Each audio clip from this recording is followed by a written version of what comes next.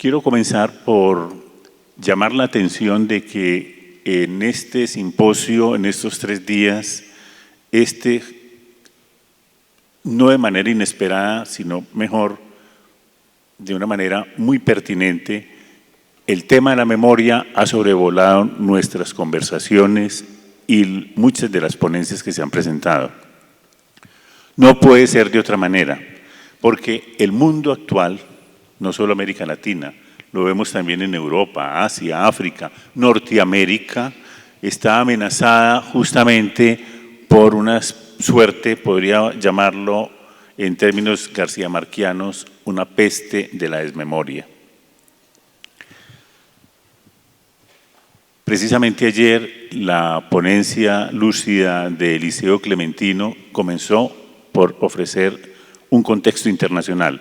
Yo me sumo a esa apreciación de un contexto internacional donde destacan personajes tan oscuros como Bolsonaro, como Trump, sumaríamos a nuestro presidente, y de ese golpe tan sorpresivo que fue el golpe militar, el golpe de Estado en Bolivia propinado por la policía junto con las iglesias evangélicas o las iglesias cristianas. ¿Cuándo se había visto las iglesias cristianas con semejante capacidad de hacer política, de construir dictaduras militares? Es lo que estamos asistiendo en esta semana justamente en América Latina. En el caso colombiano, yo quiero comenzar por referirme a lo que puedo denominar 3 acontecimientos decisivos que han marcado la frustración del acuerdo de paz al cabo de 3 años de su vigencia. Estos 3 acontecimientos en su orden han sido, en primer lugar,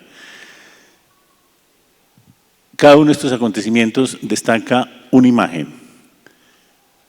E imagen ha sido otra de las palabras que ha sobrevolado nuestro simposio en estos 3 días, junto con la palabra memoria.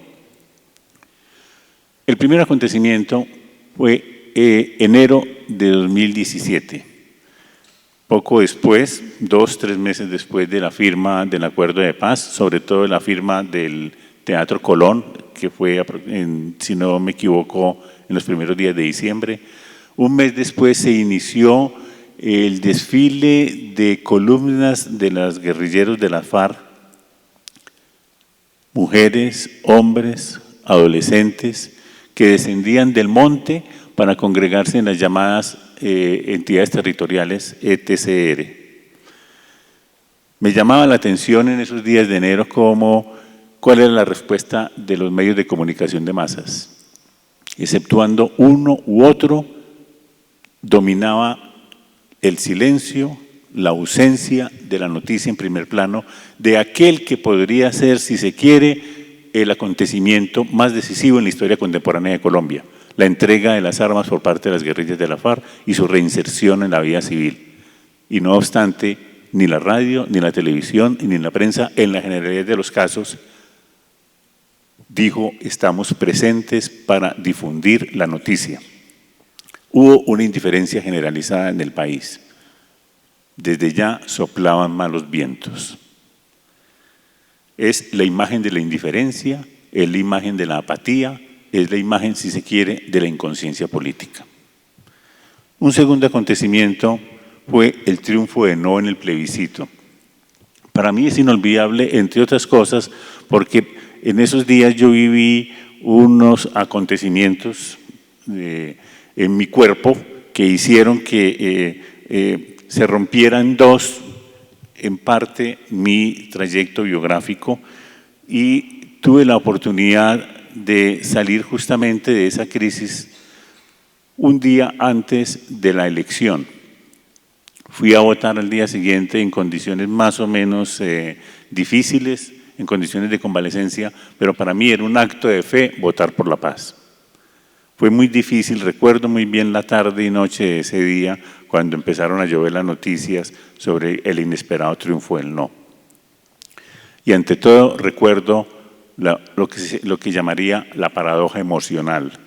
La paradoja emocional era ver la imagen de un personaje siniestro como José Obdulio Gaviria susurrando detrás de los voceros de este partido que el triunfo del no al acuerdo de paz significaba que seguía luego borrar por completo la Constitución de 1991.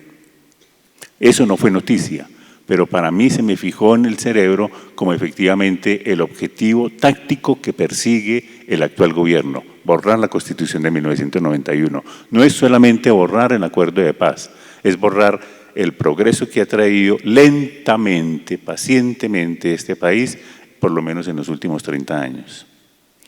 La tercera imagen es, como ya sabemos, el triunfo del gobierno uribista en las últimas elecciones, que ha traído consigo todo lo que vamos a tratar de analizar en cuanto se refiere a la suerte de la memoria en Colombia.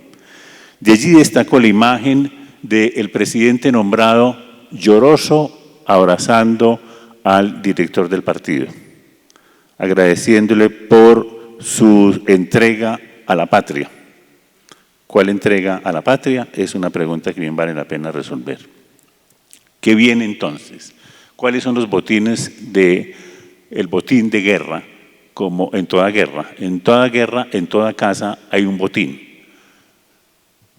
Recuerdo las imágenes en Ilíada, la Odisea, los guerreros se reúnen en círculo en esa figura geométrica perfecta para repartir los botines de la guerra, los botines de la casa. En este caso, el botín más sobresaliente ha sido justamente todo lo que atañe con la memoria. No solo el nombramiento de un personaje histórico, o mejor, historiador para el Centro Nacional de Memoria Histórica. Como ustedes saben, ha sido la remoción del director del Archivo General de la Nación. ¿Qué importancia tiene el Archivo General de la Nación? El archivo de la memoria de un pueblo, el archivo de la memoria de un país. ¿Por qué esa importancia de nombrar a un áulico del gobierno, del partido dominante en el gobierno, para manejar el Archivo General de la Nación? Segundo, el nombramiento, el cambio, la remoción del director del Museo de la Memoria, del Museo Nacional de la Memoria, justamente que competiría con uno de sus hijos predilectos del Acuerdo de Paz, al cual me referiré un poco más adelante, el Museo Fragmentos de la Memoria, Arte y Memoria, instalado por Doris Salcedo. Y tres, justamente el Centro Nacional de Memoria Histórica, que tiene un periodo de corta duración. Hasta el 2022-2021 se supone tiene vigencia, según los primeros planes, el Centro Nacional de Memoria Histórica. En resumen, pues, el Centro Nacional de Memoria Histórica, el Archivo General de la Nación, el Museo de la Memoria y con ello las instituciones jurídico-políticas que tienen que ver con la implementación del Acuerdo de Paz quedan en vilo con el triunfo del gobierno uribista, que supone el retroceso en temas de la memoria y de la paz en Colombia. Esos son los antecedentes o la introducción que quería dejar planteada para comprender efectivamente cuál es el significado histórico de larga duración que tiene el tema que nos llama la atención hoy aquí, como es el de los trabajos de la memoria. Quiero proponer 5 proposiciones, si se me permite la redundancia, 5 argumentos centrales que tienen que ver con nuestras discusiones en este simposio, pero también con las posibles vías de trabajo que de aquí se derivan de este simposio. Este simposio, como lo señalé en el momento de la inauguración, tiene el propósito no solamente de presentar trabajos sobresalientes para que luego nos regodeemos en publicaciones, sino, ante todo, el propósito de un simposio como este es de conversación entre amigos, de quienes comparten ciertas apreciaciones sobre el mundo y de la vida y que permita entonces desbrozar el camino sobre qué hacer en lo que sigue. Y en eso quiero hacer énfasis. ¿Qué podemos hacer en lo que sigue? A ver,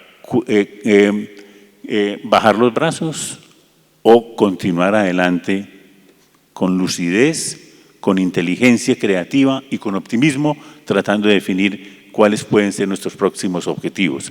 Ese es el intento que haré a continuación.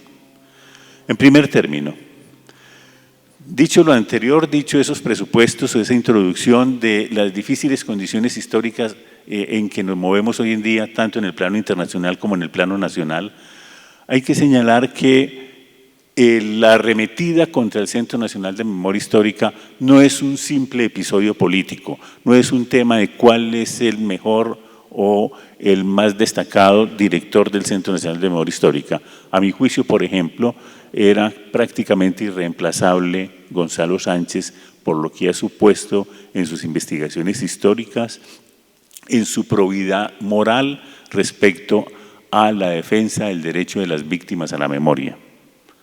Pero, repito, no es solamente una cuestión de nombres ni es solamente un tema de episodio político.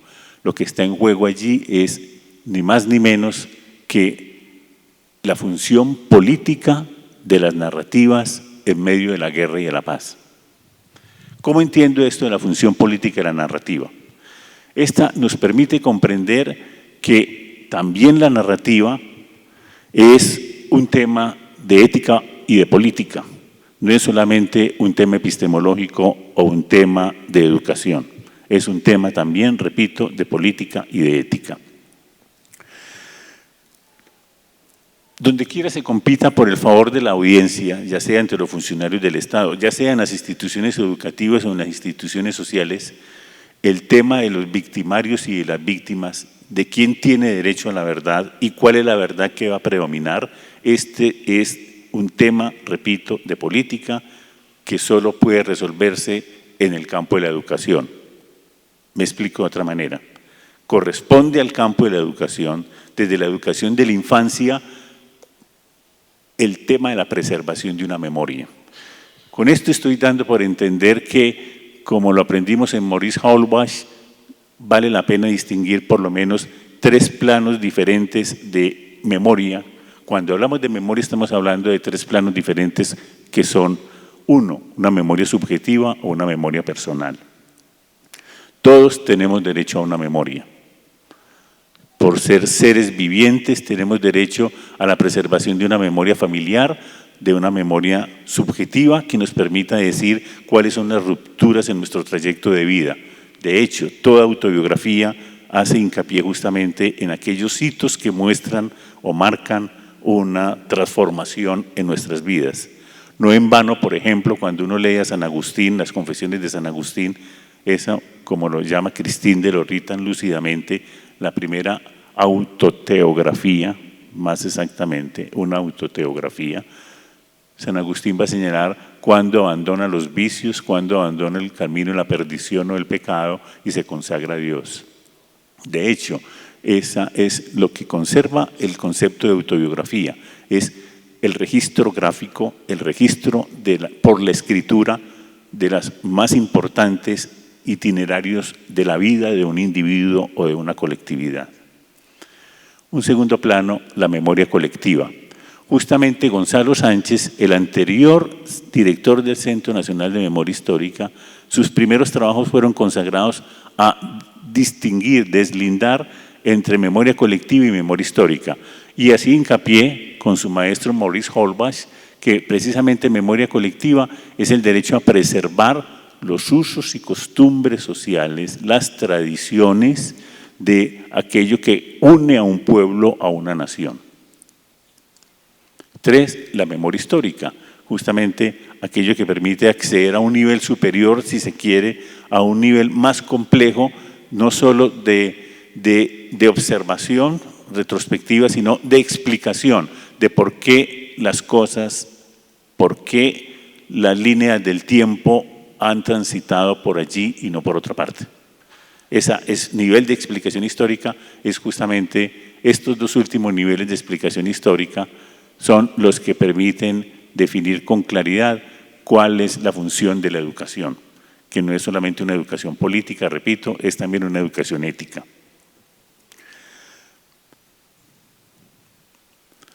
La intensa contienda que se libre entonces en la sociedad colombiana hoy por salir del laberinto de la guerra, a mi juicio puede ser resumida en una frase brillante de Tzvetan Todorov. En alguno de sus textos Todorov afirmaba: La vida perdió contra la muerte, pero la memoria gana en su combate contra la nada. Son muchos, decenas de miles los asesinados en este país y siguen siéndolo. ¿Qué hay que hacer? Efectivamente, rescatar del olvido la memoria, porque esta permite ganar el combate contra la nada. Lo peor que nos puede pasar es que no exista esa memoria, que sea arrasada la memoria de lo que nos ha pasado. Lo que se ha visto, tanto en los trabajos sociales de la memoria como en las obras de arte y la cultura, por lo menos en los últimos 20 años en nuestro país, revela expresiones múltiples acerca de los propósitos u objetivos que no se circunscriben solamente a la búsqueda de la verdad. Para eso está, digamos, la verdad jurídica y la verdad política, para eso están los estrados judiciales. Lo que nos corresponde en las aulas de clase, como también en los trabajos del arte en relación con la memoria, más bien es la posibilidad de desvelar con ironía, suscitar emociones, hacer visibles esas emociones, porque las emociones llevan a la conmoción, que es lo que define, como lo dije atrás, el itinerario de la vida de los individuos y de las colectividades. Así fue entendido o es entendido por Didi Ubermá. Didi Ubermá dice, cito textualmente, las emociones tienen un poder o son un poder de transformación. Transformación de la memoria hacia el deseo, del pasado hacia el futuro, o bien de la tristeza hacia la alegría. Y esa es la función de la educación y la función del arte, la transformación de la memoria. En este orden de ideas, cabe constatar que no hay un género narrativo que no haya sido tocado por el desafío de hacer fluir la sensibilidad y la imaginación relacionadas con las memorias transmitidas de generación en generación. Pero ello no es un rasgo singular de este país, de ninguna manera, como lo recordaba muy bien hace ya tanto tiempo, hace cerca de un siglo, Walter Benjamin.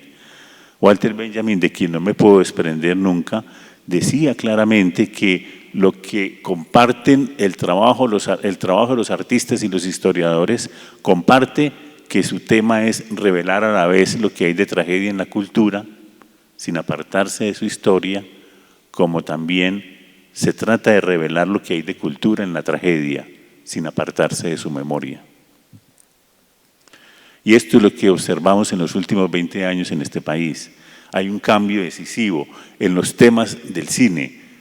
Ustedes ven que hay una generación de cineastas jóvenes, en su mayoría menores de 40 años, que destacan hoy en el panorama internacional y que quizás por primera vez, por lo menos desde una película famosa de Luzardo en los años 50, titulado curiosamente Riotumba, como si estuviéramos en el día de hoy, el tema es justamente la memoria, que desplaza de la gran pantalla del cine, por ejemplo, las comedias de una manera televisiva, esa farándula que por tanto tiempo, desde la larga historia del cine colombiano, ha dominado el interés del público colombiano.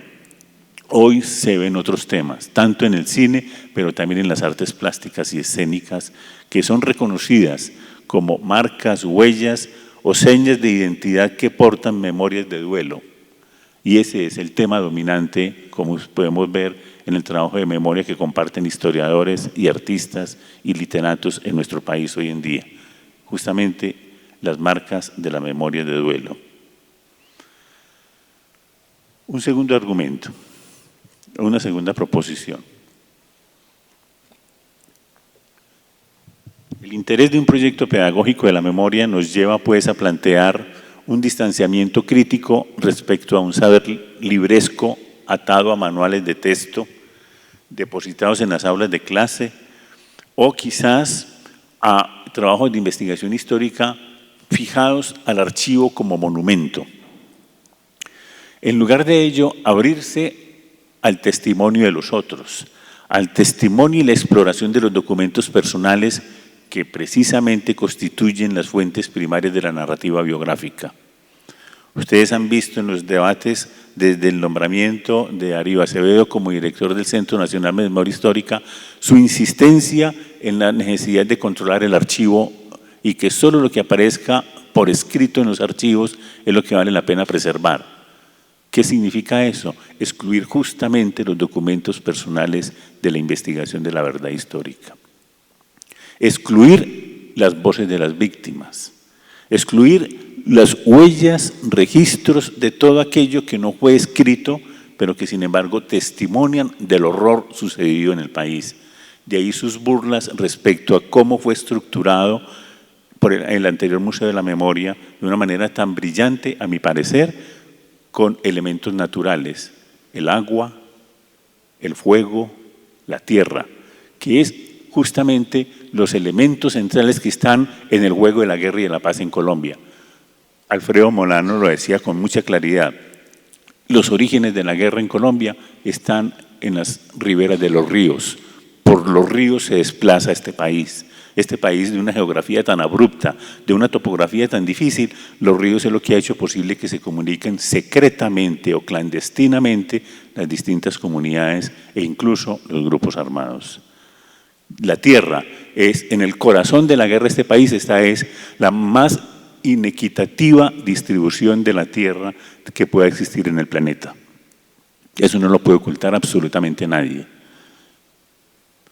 Y el fuego que se representa tanto en los incendios de caseríos, pero también cuando tanto unos como otros, guerrilla, como Estado y como paramilitares, incendian caseríos y con ello lo que llaman el tubo, los incendios que provocan la destrucción de los bosques, la destrucción de la Amazonía o de la Orinoquia y la completa deforestación que está ocurriendo también en este país de los más biodiversos del mundo, arrasados justamente por el fuego de los fazendeiros, como llaman en Brasil, es decir, los hacendados, explotadores de maderas, explotadores de metales preciosos que ocurren en cualquier parte de la geografía nacional. No es poco, pues, entonces ese debate sobre cuáles son las fuentes donde se ha de investigar la verdad, solamente en los archivos escritos o también son los testimonios orales o aquellas otras huellas, como decía Lucian Febre hace tanto tiempo, que no pueden ser solamente visibles o por escrito, porque la historia de la humanidad no solamente se da por escrito, la historia de la humanidad se da en el cuerpo, en el gesto, en la representación. Así pues, las puertas del aula deben y pueden abrirse al mundo de las imágenes, no para rendirse a su omnipresencia en los medios de comunicación de masas, como un divertimento inevitable, sino para el despliegue de una mirada epistémica, entendiendo como tal la capacidad de descifrar e interpretar las cualidades sensibles a las que estamos expuestos en la vida social. Desde luego, no podemos obviar tomar nota de una caución metodológica elemental, es tener en cuenta los públicos a los que se lo dirige. Gabriel Vieira ayer nos mostró con una contundencia como uno de los grandes problemas de la producción de programas televisivos o de producción de imágenes en general, de la producción audiovisual a la infancia, no toma en cuenta que efectivamente los niños todo lo pueden comprender y que es con ellos con quienes se puede construir los distintos programas a los que se dirigen. Es una caución metodológica y elemental que hay que tener en cuenta respecto a la memoria de la guerra. La pregunta es inevitable. ¿Quién puede creer todavía en la utilidad y eficacia de una pedagogía del horror? ¿Y esa pedagogía del horror dónde se encuentra? ¿Se encuentra en lo que hacemos los maestros en las aulas de clase o se encuentra ya en los noticieros de televisión que no son contrarrestados por otras fuentes de información? Los niños y los jóvenes permanentemente en este país están expuestos a esa desinformación. Entre paréntesis, esa misma desinformación, anoche tuve oportunidad de conocerla con una comunicación de la Conferencia Episcopal que llama a misa el domingo, a una oración por Colombia el domingo para disuadir la participación en la manifestación del 21 de noviembre. A eso están expuestos todas las señoras, niños, jóvenes que puedan asistir a misa el domingo. Cuidado con los vándalos que se van a tomar el país el 21 de noviembre, como lo hicieron exactamente, recuerdo por lo menos en mi barrio, en el momento del plebiscito de la paz. El cura llamando masivamente a votar por el no al acuerdo de paz. Pancartas en las afueras de algunas de las parroquias. Por último, este proyecto de pedagogía de la memoria en las escuelas reclama una aproximación de diversas disciplinas. En estas no resulta suficiente una sola visión historiográfica. Ya dijimos, el tema de la pedagogía de la memoria no es solamente un tema de los historiadores que consultan los archivos documentales. Tampoco es un tema exclusivo de la sociología, ni mucho menos a una visión economista, atentas a la conformación del equilibrio de las estructuras en relación con exigencias del mercado mundial o de la distribución de las riquezas, encapsulados en el tiempo, como si esto no estuviera sometido a la voluntad y a los intereses económicos, políticos y sociales de las fuerzas sociales. Pero tampoco el tema de la pedagogía de la memoria es un tema de ontología, como alguien lo refería ayer. Cuando hablamos de historias de vida, de autobiografías, narrativas incluso, no es solamente para hablar de el desarrollo de una libre personalidad, sino es describir un individuo, es también describir una época. Por eso, más que de una aproximación interdisciplinaria, preferiría hablar de una teoría sin fronteras, es decir, rebasamiento de las fronteras del saber disciplinario, de los saberes académicos, para acceder a una mirada compleja e integral de la condición biográfica de esta sociedad en la que nos tocó vivir. No podemos elegir otra sociedad sino esta en la que nos tocó vivir, pero sí podemos construir una sociedad mejor. El punto de partida ya existe. No vamos a partir de cero. En los trabajos de pedagogía de la memoria en las escuelas, bien vale un debate en profundidad acerca de los hallazgos, de las estrategias didácticas, pero también de reconocimiento de los errores, de las falencias de otros que nos han antecedido. Yo disiento o me irrita cuando se habla de estos temas y no se hace alusión a los antecedentes inmediatos o incluso más remotos.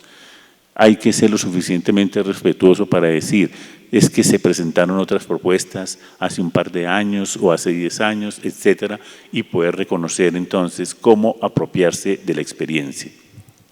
Una de las características de la historia colombiana es que todo pareciéramos ser sujetos del adanismo, es decir, el mundo empieza con aquel que acaba de nacer y no se reconoce la historia hacia atrás. Voy a destacar solamente 2, 3, las enumero rápidamente por asuntos de tiempo. Vale la pena consultar una vez más la experiencia de Antanas Mockus en los años finales de los 90, comienzos del 2000, en sus 2 alcaldías por Bogotá. Fue Antanas Mockus, con todas las observaciones críticas que merece.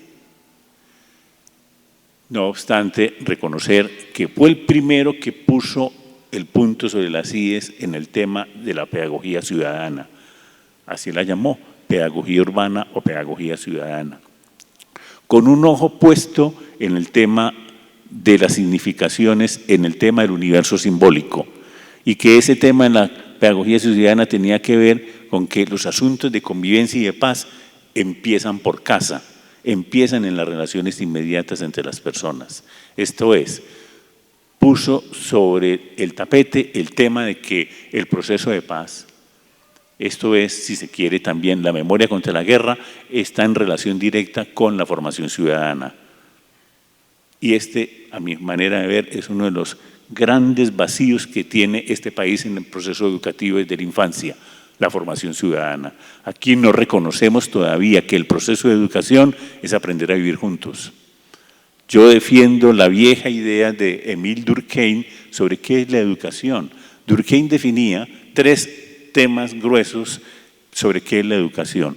es el proceso mediante el cual las jóvenes generaciones reciben de las anteriores generaciones por lo menos 3 cosas. 1, la transmisión del capital cultural de la humanidad. Uno no tiene que reinventar el álgebra o la geometría o los conocimientos sociales, sino que éstas se transmiten de generación en generación. 1, el saber acumulado por la humanidad. 2, decía Durkheim, es muy importante la formación para ser útiles y productivos en la sociedad. Entonces aprendemos a contar, a cantar los sistemas de notación elementales para ocupar un lugar productivo en la sociedad. Y 3, agregaba Durkheim, pero más importante quizás que los anteriores, aprender a vivir juntos. Años después, Paul Ricoeur, digo yo, muy lúcidamente agrega, aprender a contar, a narrar para vivir juntos y en instituciones justas. Es decir, a construir instituciones. De eso carece este país, no solo instituciones de un Estado que vele por el bienestar de los ciudadanos, sino que desde el fondo, en la educación, no hemos aprendido a vivir juntos. Pues bien, ese, repito, es un buen proyecto de hace 20 años atrás, cuando Antanas Mockus empieza a hablar de pedagogía de la ciudadanía, que vale la pena volver a poner en la mesa de los debates en los proyectos de formación de una pedagogía de la memoria. Hay un segundo proyecto, el más reciente para ir recortando, que es el de la llamada caja de herramientas del CNMH. El Centro Nacional de Memoria Histórica presentó una caja de herramientas. Hoy ya no se habla de eso. Desde luego, al Centro Nacional de Memoria Histórica no le interesa. Tiene sus errores. Yo estuve un poco cerca en la formulación de ese proyecto a lo largo de tantos años, que ellos lo discutieron con núcleos de maestros de todas partes del país, pero sobre todo de aquellas partes donde la guerra era más álgida, tales como Antioquia, desde luego, Arauca, Cauca. Tiene sus problemas, pero vale la pena rescatar algunos elementos de ese proyecto de pedagogía de la memoria del Centro Nacional de Memoria Histórica. Veamos, en primer lugar, la distinción de los 3 planos articulados en una estrategia de formación, rescatado, como lo señalé atrás, de Maurice Holbach y de Gonzalo Sánchez, de la lectura que hizo Gonzalo Sánchez sobre las relaciones entre memoria histórica, memoria e historia. Es decir, estos 3 planos, memoria subjetiva, memoria colectiva y memoria histórica. ¿Cómo trabajar con los niños y los jóvenes esos 3 planos distintos? Los proyectos educativos, proyectos de grado y de posgrado que he venido coordinando en los últimos años, en los últimos 6 u 8 años, nos han permitido experimentar distintos trabajos didácticos en esos 3 órdenes, teniendo presente, por ejemplo, casi incluso de manera espontánea, cuando se va a hablar de memoria histórica, cómo empiezan los niños y jóvenes es por hablar de sus memorias personales. Y no puede ser de otra manera en un país donde todos hemos sido testigos o hemos sido víctimas. Entonces empiezan a hablar por lo que les pasó en la familia o por lo que ellos son, huérfanos o vieron matar a su padre, a su madre, etcétera, etcétera. Y eso no lo podemos dejar afuera de las puertas del aula, porque esas historias de vida personales tienen que incorporarse justamente con la comprensión de la sociedad en la que vivimos.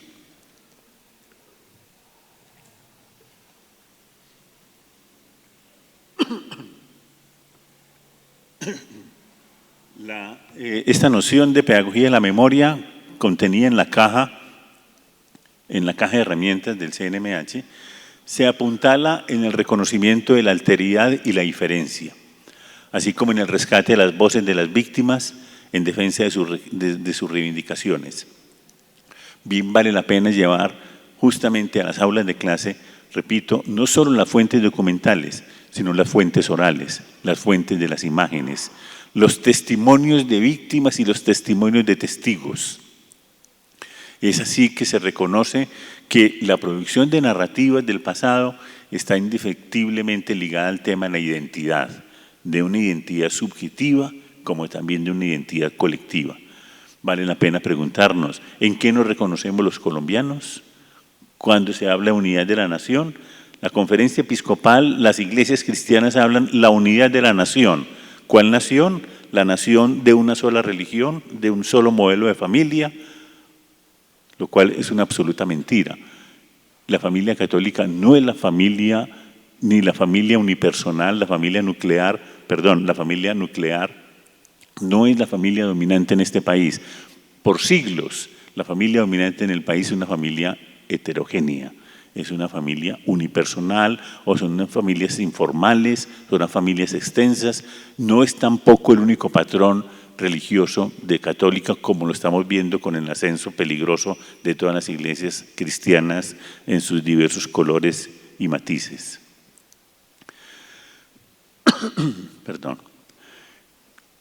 Reconocer, pues, que la memoria de la narrativa de memoria está ligado indefectiblemente a la identidad, de donde se derivan actividades y recursos relacionados con registros de memorias subjetivas, diarios personales, recolección de fotografías, de objetos íntimos, hasta los encuentros con líderes portadores de memoria comunitaria, para decir en una sola palabra, la gran importancia de los documentos personales en la enseñanza de la historia y de la memoria.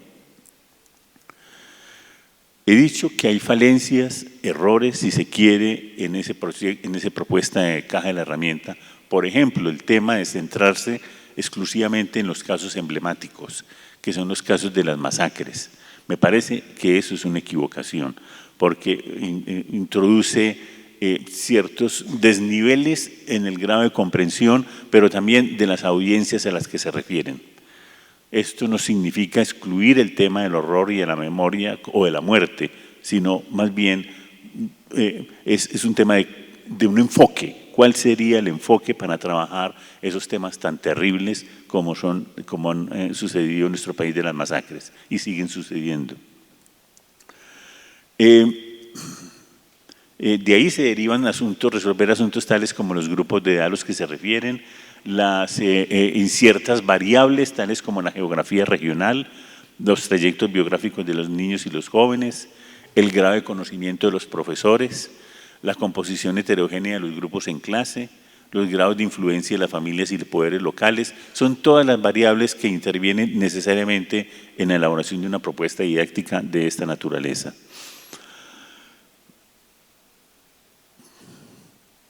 Tercera argumento o propuesta, sobre las imágenes. Hemos hecho en ejercicios didácticos en los últimos años, haciendo uso, por ejemplo, de la fotografía, y mis preferencias van también por algunas instalaciones o performance de artistas tales como Doris Salcedo, pero hay muchos otros. Incluso aquí en la universidad tenemos unos grupos en la Facultad de Artes que vienen trabajando en esa dirección. ¿Por qué ese énfasis en las imágenes? Ya hablaba atrás de la importancia que tienen las imágenes en relación con los documentos personales y también con el relieve que han logrado en los últimos años en la historia contemporánea de Colombia, que pueden y deben aprovecharse en el tema de la pedagogía de la memoria. Voy a citar solo un ejemplo, el de Jesús Abad Colorado, un ejemplo tomado directamente de proyectos didácticos que hemos desarrollado en algunos colegios del centro de la ciudad. Ha sido para nosotros ese grupo de estudiantes que he coordinado en pregrado de la licenciatura en literatura, de lengua y literatura, como también en ciencias sociales, ha sido sorprendente cómo mostrar las imágenes o fotografías de Jesús Abad Colorado ha permitido suscitar verdaderas memorias, no solo subjetivas, sino memorias colectivas, por ejemplo, las historias de barrio o las historias de colegios. Vamos a ver hoy, más adelante, ejemplo de los 50 años últimos en la Universidad de Antioquia, que ha sido un escenario de guerra. Y aquí mismo, sin ir muy lejos, tenemos ejemplos entonces de cómo las fotografías, los relatos o los pies de fotografía que se pueden elaborar a partir de esas imágenes suscitan memorias colectivas. Con ello, ¿eso qué nos permite, qué nos muestra? Eso nos permite, como diría Walter Benjamin, que estamos cepillando la historia a contrapelo. Es decir, nos permite que los niños, los jóvenes, nosotros como maestros, nos adueñemos de un recuerdo, nos hagamos dueños de un recuerdo tal y como relumbra en un instante de peligro. Así entendía Benjamin el tema de la imagen fotográfica. La imagen como un instante de verdad. Así nos explicamos esa capacidad de emocionar y de conmocionar que tienen las imágenes. De igual manera, tomar partido sin ambigüedades por la presencia de los testigos. Esto supone apropiarse de la índole polisémica de la palabra testigo.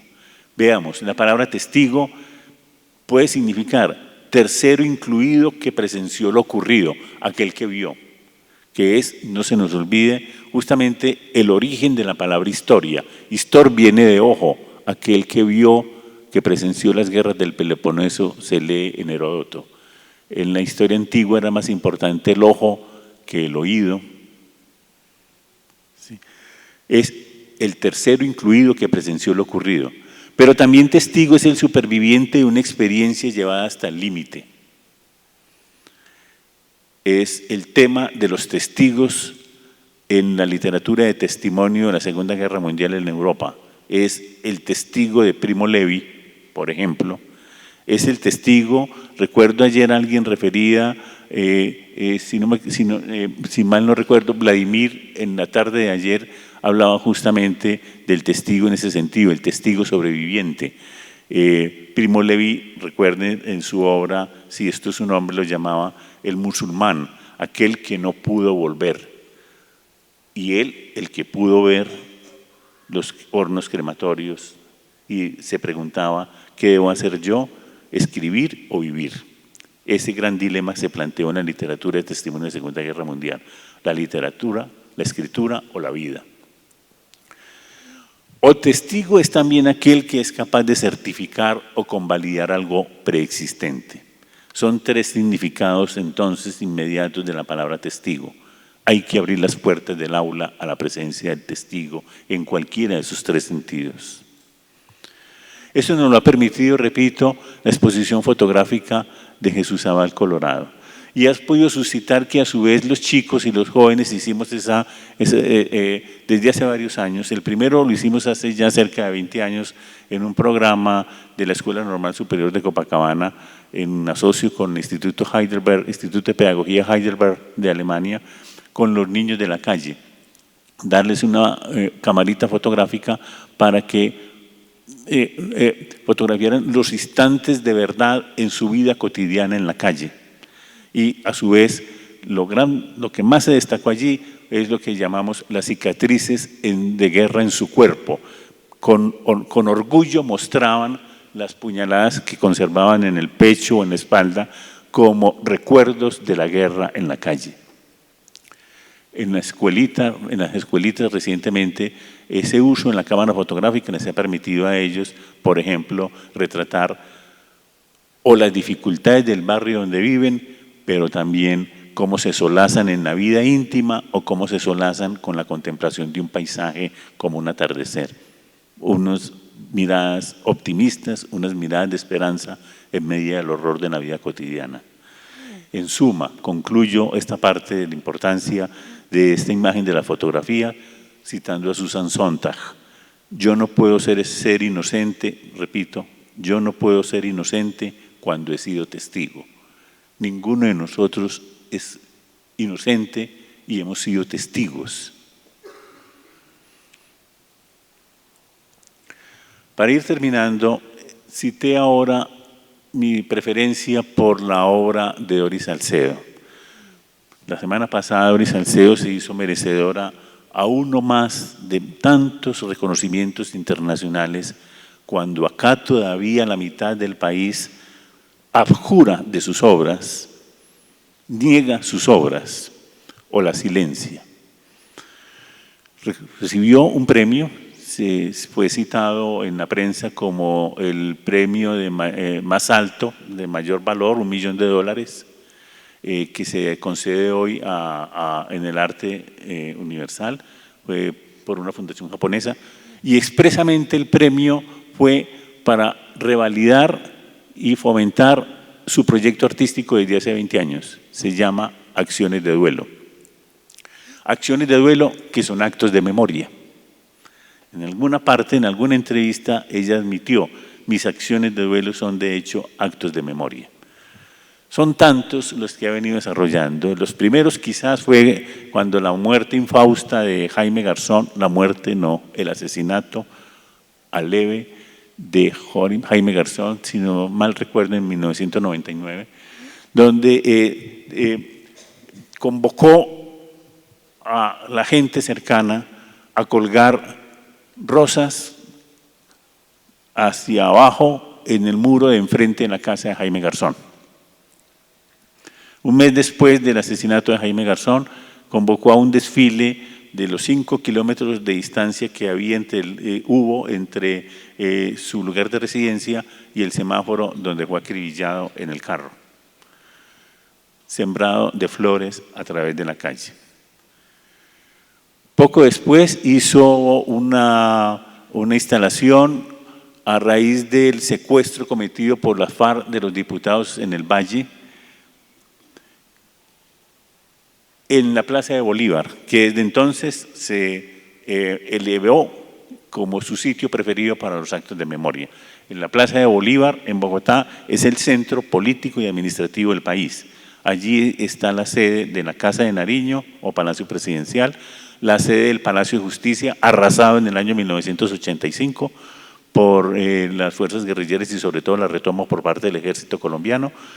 Y más recientemente estuvo allí hay un claustro, el claustro de San Agustín, a todo el frente de la Casa de Nariño, el Palacio Presidencial, donde tuvo lugar la exposición más grande de fotografías que ha habido en el país durante un año de Jesús Abad Colorado, a quien invitó insistentemente al presidente para que pasara a ver la exposición, y creo que hasta el día de hoy se quedó sin ver la exposición el presidente, porque como no existe la guerra en Colombia, entonces es mejor no ver aquella que demuestra que sí existe.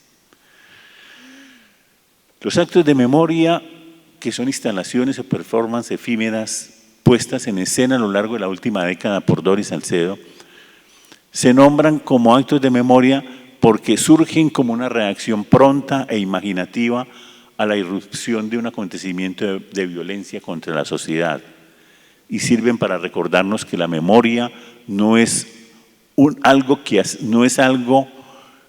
como un incidente pasivo, no es algo que fatalmente nos ocurrió. No, la memoria es algo que construimos. La memoria se afinca en el aquí y en el ahora. La memoria se construye en el aquí y en el ahora. Ya cité cómo hizo esa primera exposición con Jaime Garzón, con el asesinato de Garzón. Otro es Quebrantos, realizado recientemente con el uso de vidrios que se quebrantaban por parejas abrazadas entre sí, con zapatos industriales, pisaban, quebraban el vidrio, y con esos trozos de vidrio formaban los nombres en el suelo, en la Plaza de Bolívar, los nombres de las víctimas en los últimos años. Alrededor de 120 nombres fueron elegidos o poco más por vidrios. El material usado era vidrio para escribir los nombres de las víctimas, que expresaban en un doble sentido la metáfora de la fractura social. La palabra quebrantos es quebrar el vidrio, fracturar el vidrio, pero al mismo tiempo es la fractura del tejido social. Hubo otra inmediatamente convocada después de la derrota del acuerdo de paz en el plebiscito de 2016. En ese octubre de 2016, una semana después, desplegó una inmensa tela que cubrió toda la superficie de la Plaza de Bolívar, en la que fueron tejidos con ceniza los nombres de las víctimas. La interpretación es que la ceniza es, como bien sabemos, lo que representa lo que polvo eres y polvo te has de convertir, es aquello que es volátil, que no se deja asir, sino que se nos escurre entre los dedos, pero la ceniza también nos recuerda que alguna vez fuimos, como lo fueron las víctimas de la guerra en Colombia. Más recientemente, hace un par de años, en el Palacio Cristal del Museo Reina Sofía de Madrid, puso en escena una obra que denominó Palimpsesto, utilizando el agua como elemento en el que escribir nombres de una muestra seleccionada de hombres y mujeres ahogados en el mar Mediterráneo, en su intento fatal por alcanzar las costas de una Europa que ha renunciado a la solidaridad y aparentemente a los 3 principios republicanos de 1789. De una Europa que parece haber renunciado a la hospitalidad. Su título remite a la idea de un manuscrito antiguo, palimpsesto, que conserva las huellas de una escritura anterior que ha sido borrada artificialmente, como de hecho fueron borradas las vidas de quienes no pudieron merecer siquiera un nicho como sepultura, que es el mismo tema de una obra plegaria muda en homenaje a los llamados falsos positivos, sobre todo trabajado con las madres de Soacha en Cundinamarca o cerca de Bogotá. Finalmente, el concepto del museo, el Museo Fragmentos de Arte y Memoria, instalado a escasas 2 cuadras del Palacio de Nariño, es para ella la idea de un contramonumento. No es el monumento de elegir unas figuras emblemáticas verticales, que es generalmente el honor, es en honor de los victimarios, en honor de los héroes de la guerra. Justamente lo que quiere el actual director del Museo del Centro Nacional de Memoria Histórica, abrir una sala especializada para los héroes de la guerra, que son los generales del Ejército Nacional, los mismos que han cometido los falsos positivos, etc. En lugar de ello, propone un contramonumento. Un contramonumento no de figuras heroicas de la guerra, es un contramonumento que no dirige la mirada hacia el cielo, siguiendo, por ejemplo, la idea del obelisco o el Arco del Triunfo. No, es un contramonumento que obliga a mirar al suelo. El suelo está constituido por lajas de metal derivadas de los metales fundidos en hornos, el metal de las armas, fusiles y municiones entregadas por la guerrilla de la FARC al celebrar el acuerdo de paz. Con ello se construyeron esas lajas de metal. Ese es el piso del museo. Es, por lo tanto, el vacío, la ausencia, el frío de lo que alguna vez fue el uso de esas armas. En este edificio, la mirada obliga a inclinarse, tomar una postura en cuclillas y palpar esa superficie irregular, fría, herida a martillazos en el proceso de conversión del metal fundido en lajas finas para el piso. Estas armas fueron fundidas y martilladas por mujeres víctimas de crímenes sexuales en la guerra. Después de un paciente ejercicio de catarsis durante horas y horas llevadas a cabo por estas mujeres, que de un modo consciente saben que este es un rasgo singular que se le atribuye al museo, proyectado también en la denuncia del aura patriarcal que rodea la figura icónica de las estatuas victoriosas en la arquitectura y el arte moderno.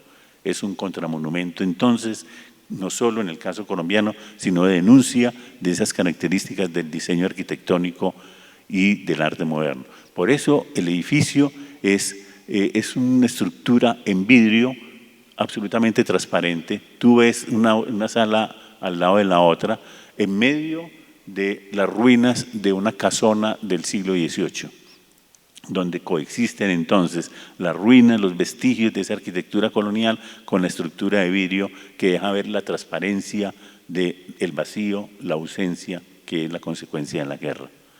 En el discurso inaugural de este museo dijo claramente Doris Salcedo: Fragmentos, el nombre del museo, Fragmentos presenta únicamente el vacío y la ausencia, porque es precisamente a través de estos elementos que puedo establecer el carácter absolutamente irredimible de la guerra. El arte no puede compensar con belleza el horror causado por la guerra, y por esta razón, Fragmentos no intenta otorgar una forma estética a la pérdida, el daño o la muerte violenta. En el discurso de diciembre de 2018, en la inauguración del Museo Fragmentos. Quiero concluir esta exposición en un sentido homenaje casi íntimo a un maestro a quien yo le escuché por primera vez en mi vida hablar de historias de vida justo a mis 17 años de edad cuando ingresé a esta universidad. Él fue un profesor durante un poco tiempo, porque desafortunadamente durante un movimiento estudiantil y profesoral de aquellos años, él fue expulsado de la universidad para nunca más regresar, salvo a enseñar episódicamente. Sus días finales fue miembro de la Comisión de la Verdad, una de las presuntas blancos de guerra del actual gobierno.